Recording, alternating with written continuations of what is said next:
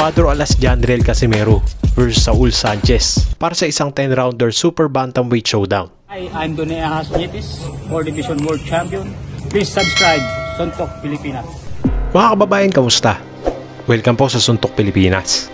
Ngayong linggo, October 13 ng hapon, gaganapin sa Yokohama, Japan, magpabalik aksyon ang ating kababayan na si Jandriel Casimero. Matapos ang isang taon, magbabalik sa bansang Japan si Cuadro Alas upang sagupain ang The Beast na si Saul Sanchez ng Amerika para sa isang 10-rounder bout sa Super Bantamweight. Susubukan ng 3-division world champion na si Jandriel Casimero na magpasiklab dito sa Japan ngayong linggo. At target ni Casimero na makuha ang atensyon hindi lang ng mga fight fans kundi ng undisputed Super Bantamweight champion na si Naoya the Monster Inoue. Kung magwawagi sa isang impresibong panalo si Casimero, kahit paano ay mananatili pa ring buhay ang inaasam na laban nito kontra sa halimaw ni Japan. Sa laban kontra Sanchez ay masasabi nating may konting pressure ito para sa ating pambansang angas. Dahil sa nakalipas na mga laban nito ay hindi na ganoon ka-impresibo ang naging performances ni Jandriel. Kaya ang laban kontra kay Sanchez ay maaaring huling barahan ni Cuadro Alas para sa pinapangarap na laban kontra sa pound for pound star na si Inoue. Kaya naniniwala ako na ibibigay na ni Jandriel Casimero ang lahat ng kanyang makakaya para maibalik ang nooy kasikatan at mauli na karera niya noon. Dahil kung mauulit na naman katulad sa kanyang mga huling laban ang magiging resulta kontra kay Sanchez, mukhang masasabi nating tuluyan na nating kalimutan ang Casimero versus Inoue. Masakit man pakinggan bilang isang sumusuporta sa mga Pinoy boxers, dun lang tayo sa totoo. Pero hindi naman papayag ang ating kababayan. Kilala natin kung gaano kabangis at kaangas si Jandriel sa ibabaw ng lona. Kaya malabang ibubuhos na ni Casimero ang kanyang 100% at ipapakita nito ang Cuadro Alas na minahal at sinubaybayan nating lahat. Hinihiling natin na makita sana natin sa linggo ang Casimerong gumulpi kay Duke Micah. Which it is. And Micah connects with the right, then Casimero's 21st stoppage, and whoa, it's me. Ang nagpalipad sa mouthpiece ni Ramirez. Don't mistake about it. Oh, down, it's down, it's down. And I think it's out.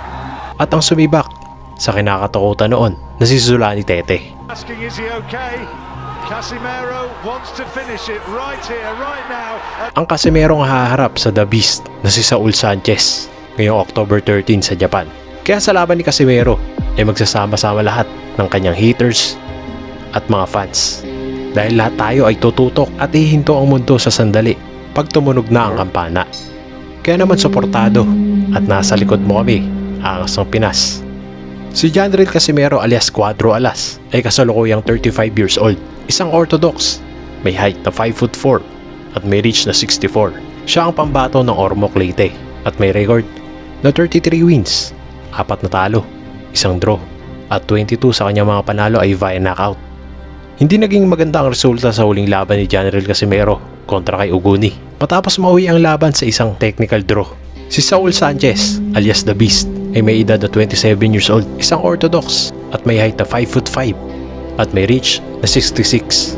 Siya ay tubong Encino, California, USA at may record na 21 wins, 3 talo at 12 sa mga palalo ito ay via knockout.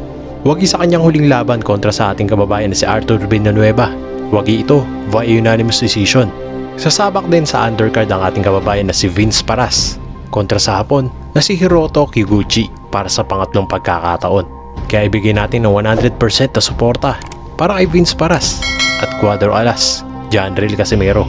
At sana maging impresibo ang magiging panalo ni Casimero para maging makatotohanan pa rin ang inaasam na laban kontra kay The Monster Naoya Inoue. Huwag niyo pong kalilimutan mag-like, mag-comment at mag-subscribe po sa ating channel. Salamat po.